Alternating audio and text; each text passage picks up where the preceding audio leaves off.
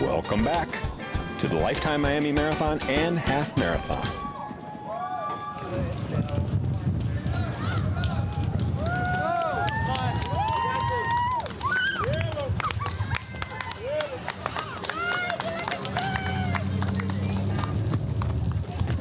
Making our way out of Coconut Grove, you can see our organizers here have established some additional misting stations to cool the athletes off. Did both of our leaders go through, by the way? Just one, perhaps? Yeah, just one. Just Chogi went through it, and you know what? He seemed to come out of it. He has an awkward style, but he seemed to be very strained when he came out of it. Malakwin chose to go around it and stay dry.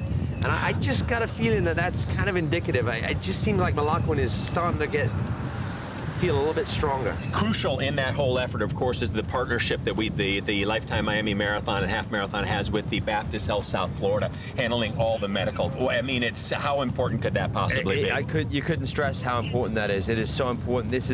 Can be a life and death situation, these marathons, under these kinds of circumstances. So it's absolutely critical to have Baptist Health South out here protecting and making sure and studying and monitoring on the course, and especially at the finish line as well. Leading up our medical team, we have two of the best, Drs. Tin Tran and Dr. Thomas San Giovanni.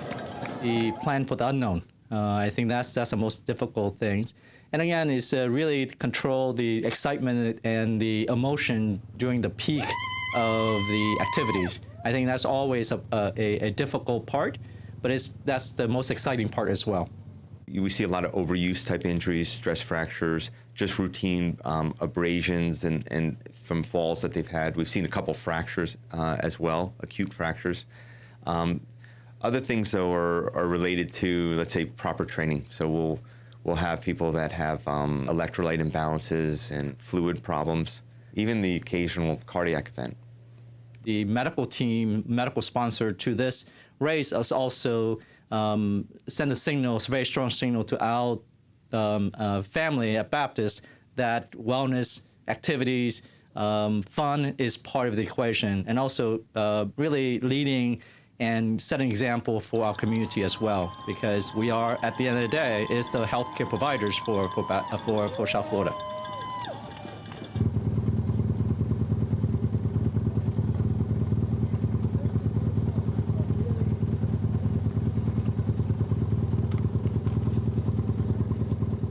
We are probably one of the hottest marathons, at least in the United States. And because of that, we've started to actually develop our own protocols. Okay, so our protocols may differ somewhat from those of the other marathons because of the heat that we see. We have already started to initiate some research that we're going to be doing on marathon runners in these events, particularly looking at electrolyte balance and some of the more common injuries and conditions we'll see with a hot marathon. At some point in time, Chicago or New York or Minneapolis may have a day that would be not characteristic of a November day. And if there's something that they can gain from us, we really want to be able to help the other marathons as well, as much as they've helped us. So.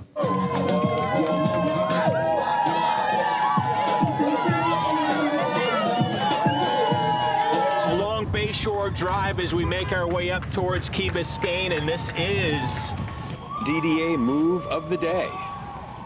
He had been, and again, we saw him at different times as the runner that was more challenged, that looked less comfortable, because he would come up alongside Chogi and then drop back, come up. And so, you know, you look at it one way, you think he doesn't have what it takes. You look at it another way, maybe he was just simply testing the water, seeing what was going on. The gap is picked up to, you figure these cones are about 10 meters apart, up to about 50 meters right now, in less than a third of a mile. Yeah, it happened very, very quickly. I think going back to that last misting that happened about a mile or so back, when Chogi went through the mist, Malakwin chose to go around it. It just looked much, much smoother at that point in time. So, and then it proved to be true. And look at the turnover. You can see he's actually picked it up. This will probably be one of the fastest miles in the last like 8 or 10. Would you guess? Definitely. His style has just picked it up.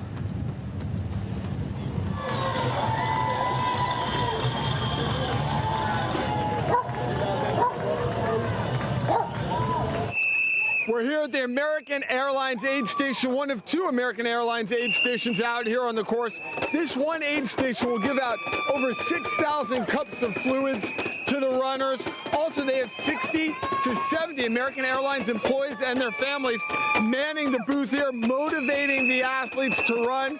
And this is what really helps get all the runners through the race.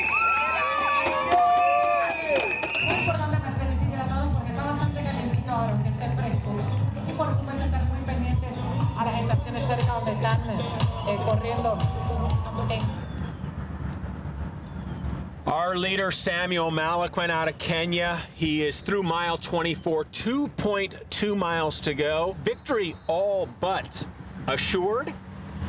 Yet, as we discussed before, anything truly can happen. Things can happen. They certainly do happen in marathons, but I don't think it's going to be the case today. I think Malaquin is well on his way to a nice, comfortable victory and some prize money. Now, altogether, $20,000 in prize money given out from the very fastest marathoners, fastest half marathoners, all the way down to wheelchair, hand crankers, the masters category. So spreading the money out amongst a lot of competitors.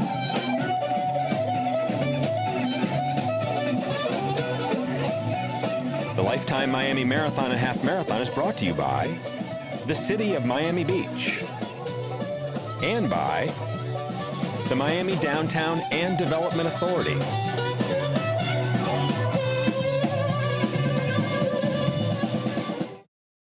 Man, this place is packed. I saved you a seat. This is mine.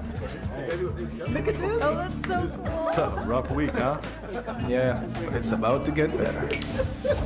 The hottest nightlife is at Miami.com. Hot city, hot site. This is so good. The most amazing thing I've ever tasted. You know what? Let's get in on. Oh, yeah.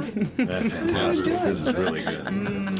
Find the hottest dining spots at Miami.com. Hot city, hot site. Our new planes don't fly any faster, but it sure feels that way. Because with power ports and Wi-Fi and in-seat entertainment for everyone on board, now when you fly, time flies too. Sir, we're about to land. We're adding a brand new plane with all this every week. It's just one way we're building the new American.